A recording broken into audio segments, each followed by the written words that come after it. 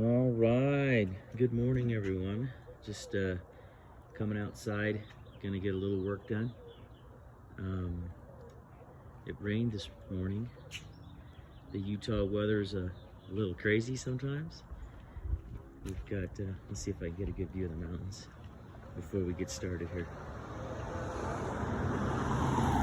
So here we go. Yeah, mountains are looking really cool. It's supposed to rain a little bit more today, so I'm gonna take advantage of that. Doing a little bit of work on the 71 Mach 1, and what I've been working on is the carburetor. So what I have here, and I've made a couple little videos already, but I'm gonna do kind of an overview of everything. So this is an Edelbrock AVS2. It's a part number 1906, 650 CFM. Purchased this on KSL, which is I think for everybody else is kind of like Craigslist, but here in Utah is KSL, and some really cool deals. I also got my English wheel, my little planishing hammer, and I have a bead roller and a shrinker stretcher that I picked up as well on KSL. So slowly but surely the shop will be up and running. But so what I'm working on is this AVS2 carburetor. Picked it up on KSL. Guy had that sold it had it on a 440 big block and said that it was too small of a carburetor. Well, like I showed you guys in the previous videos, when I got it home and got it opened up, I started noticing some problems. And I know that's going to happen when you buy something used, but these things are, in my opinion, Edelbrocks are pretty bulletproof, and you can get just about everything for them. So first thing I noticed right away was the idle air mixture screws. One of them had been snapped off. So I knew right then and there that I almost knew exactly probably what was going on, and I'll explain more of that later. So it doesn't matter what you're messing with, if it's Holley, Edelbrock, any of the, this is a Carter variant from the Carter carburetor from what was originally ran on Mopars. Your auto lights are kind of closer, I guess, to say to Holley, because Holleys were ran on Fords. And you know, you get your Rochesters with Chevy, and you know, and so the thing is there's some basic stuff you gotta know. And so what I've got out here, laid out here, I got a few things laid out here. Some of the internals that's gonna be inside, which is like, these are your jets. So you're gonna have a primary and a secondary, okay? And that's true for just about all carburetors. Edelbrocks, and I guess the Carters would run off these, I almost lost one. These needles, they have various sizes, and in the kits, there's different sizes, okay? And so on these Edelbrocks, what you do is you refer to the chart, and this gives you the difference between the power mode and the cruise mode, and there's different numbers along this graph, and so you pick the number that you think. So like, I'm gonna set this back to the base. I'm going back to number 1. So inside, my primary jet's gonna be a the 101, or the stamping, which is 401, and it's so hard to see, but on here you're gonna see there's 404. Okay, so 404 would be, let's see if we can see the 404. It'd be a 0.104 internal orifice size. So we're gonna run with the 401, which is the 101. Okay, and then I'm gonna go to, and I'm gonna use the 7037 rod, and that's what is stamped in the side of this. It's so hard to see. I literally had to take this stuff to work and use a magnifying glass, just because probably my eyes are getting bad. But let me see if it'll focus on my phone. So that's one thing I would recommend, is get yourself a magnifying glass if you're having a hard, and I can't even focus in on it. Anyway, the rods are actually not that hard to read. I take that back. I just can't get it to focus. Oh, here we go. Let's see if we can see it. Okay, where are you? I'm so sorry. Okay, anyway. Oh, there it is. Right there. Anyway, sorry. Okay, so we'll do that another day. So inside you have, there's a selection of springs as well, and that's going to work off your vacuum. So as your vacuum goes up and down, there's a little plunger inside that this rod is attached to, and the spring is underneath. So as the vacuum goes up and down, the rod travels through the jet. And so it's thicker, thinner. So depending where you're at in your power band, whether it be just cruising, or if all of a sudden you have to get on it, or you're going uphill, or whatever the load is on the engine is going to determine the amount of vacuum that's going on, and that's where that rod is going to adjust via that spring. They do come with a stock spring setting. You then take the chart and look and see. So here it gives you a color, and it gives you a transition in the, you know, in a mercury reading or your vacuum reading. And so, like for me, when I tuned the car, I was making around 16 inches of vacuum. So you take that and you cut it in half, so 8. So I would run the silver spring. So that's what's in the carburetor now. That's what I have it set up. So I have the stock setting, jets, and springs based off this chart. So that's what I'm going to start with, so I can get a baseline of what I need to do. Then from there, you would decide what you need to do as far as if you want to richen it or lean it. So let's just say if I wanted to end up running to number 7, which is basically I'm going to lean my cruise mode but increase my power, my power mode by a little. I want to enrich it a little bit. So I'd go to number 7 and I'd see, I need to change jets to the 104, and I need to run the 7542 spring. Pretty simple. And I'm still within the stage 1 of richness, so I would either make the decision to just leave the secondary metering jet or go up a little bit, and it just depends on how much you plan on being into it. I think and so you can play with this stuff. You can customize it. I have the book for my old Performer, not the AVS2, so they're pretty much the same. They're going to go through and give you instructions on how everything works, and everything that I kind of talked about is in here. There's great videos online that Edelbrock offers, so you guys can take a look at that. But everything in here, from high altitude to just different part numbers and warranty information and more of the charts, because there's different models, different CFMs. So I was able, so the kit for this, and I'm sorry I don't have the number on me right now, I picked it up at O'Reilly Auto Parts. They carry a lot of Edelbrock items. Same with the gasket on top. So when you remove anything to get into the carburetor, it's pretty much the top. You don't have to pull bowls off the end like on a Holly. Not saying that that's bad, but this is a lot easier for me because you just pull the top off. You got to disassemble some of the linkage and pull some things apart, but it's pretty easy. You can do it in about 5 minutes, if that.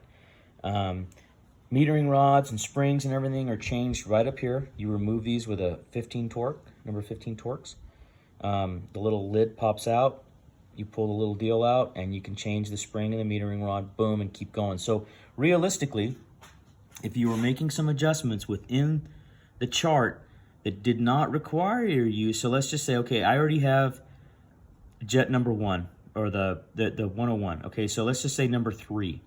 So let's just say if I needed to go to so I'm going to go up in cruise, excuse me, but I'm not changing in power mode. So number 3, if I wanted to do that, I would just change to the 6737 rod. I wouldn't have to change my jets. So I would just flip these open, make the change, never even pull the carburetor apart. So that's a pretty cool feature. So that's limited within to the point where you need to actually change jet size, is when you'd need to pull the top off. So we got that. Needle and seat. When I adjusted the floats, I realized that the needle and seat were leaking, and a lot of that has to do with when you do these Edelbrocks, the floats, you need to actually remove the float from its housing. And there's great videos online on this and in the books when you guys get into one of these, and you want to bend the little tabs to make the adjustments for setting the float height when it's seated and when it's hanging open. There's two, and so what happened is probably when the guy had it, he pushed down on the float to make that adjustment, and then what then ends up happening is you destroy the seat.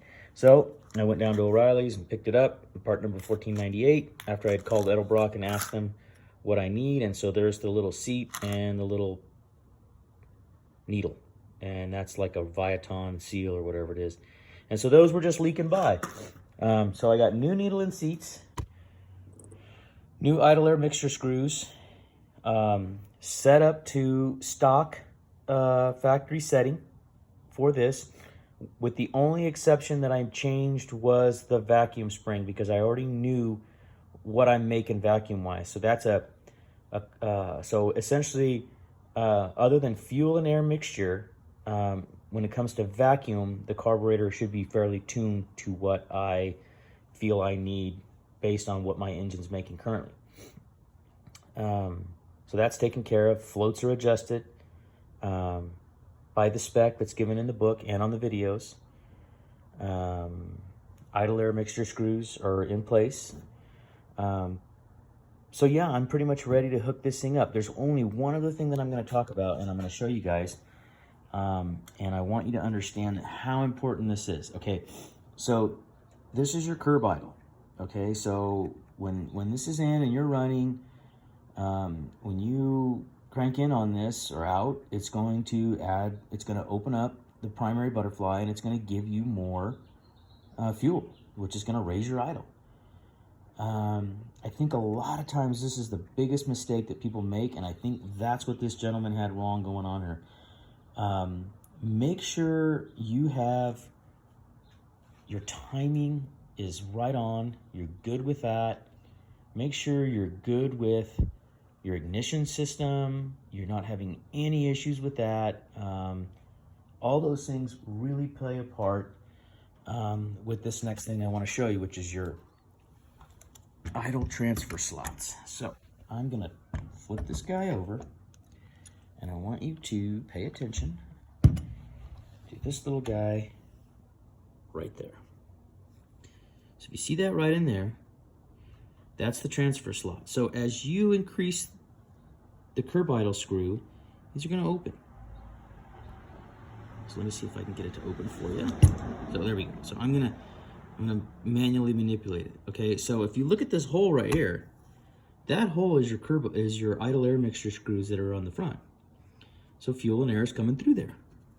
So if your timing and everything's off and you need to raise your RPMs and you're raising it this way, as that slot increases, that's fuel coming through. So you're gonna introduce more fuel into your idle setting, and the more you crank down on those idle air mixture screws on the outside, you can close them all the way off. And if this is open so much, you're dumping fuel in. So they're gonna be rendered useless.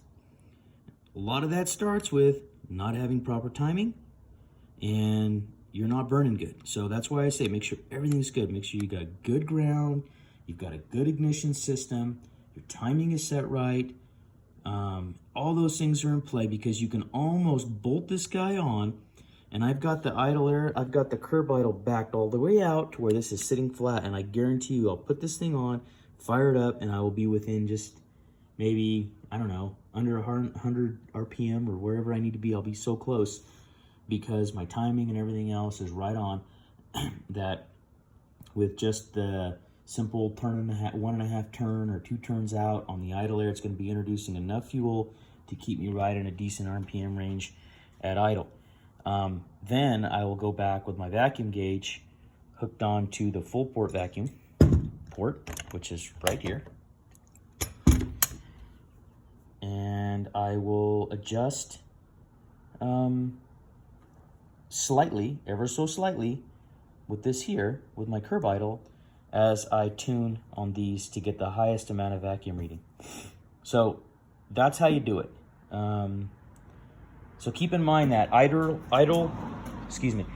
transfer slot setting, and that's true on any carburetor, Holley's, Edelbrocks, whatever. You need to check that. If you put this thing in and all of a sudden you start cranking and open this up so you can get up around 700 or 800 RPM or wherever it is you feel you want to idle at, and then you start cranking down on these and it's like, oh, it's not working. Well, no, they work. It's just that you don't have other things set right, and you're introducing way too much fuel via this little guy right here. And that fuel is being dumped in through those transfer slots. So keep that in mind. This should be for minimal adjustment only. Okay? That may be something new, and somebody's going to watch this and say, oh, you don't know what you're talking about. But trust me, I can almost guarantee you that is what happened in this situation. This gentleman cranked down so hard on it that he snapped the tip off in the carburetor because he could not get it to idle down. And this was cranked way open. So that's my video for today. Hope you guys enjoyed it, learned something. But don't be afraid to get into these guys. The biggest feature of this AVS2 that I'm excited about is these annular boosters, and that's why I'm going with it. A standard drop leg or down leg carburetor, the fuel would just kind of dump down through there. It's just like a spigot turning the water on. This annular booster has like 8 orifices around that red ring in there, and they actually just kind of spray the fuel in, so it's atomizing a whole lot better from the carburetor before it even gets into the intake. So look it up online. Check out Edelbrock products. They're great. They're user-friendly, and they've been around forever. They're American-made, which is awesome, and I use them. I want to give a big thanks to my buddy at work, Justin Monk. You can follow him on Instagram as well, Sletter22, I believe. I got to look that up. I'll tag him in the post though. And he picked this up for me, and because it was actually in Wyoming where he lives, and we work in Salt Lake. So yeah, so he picked it up on the weekend for me and brought it to work for me. So anyway, thanks, bud. And for all you guys out there, Edelbrock is #1 in my book, and I cannot wait to get this thing on, and I'll do a little follow-up video explaining or talking about what I enjoyed about it, or what I feel is good or bad or whatever, and just give you kind of a rundown on how well the carburetor works. So all right, hopefully you guys enjoy the rest of your weekend, and stay safe out there.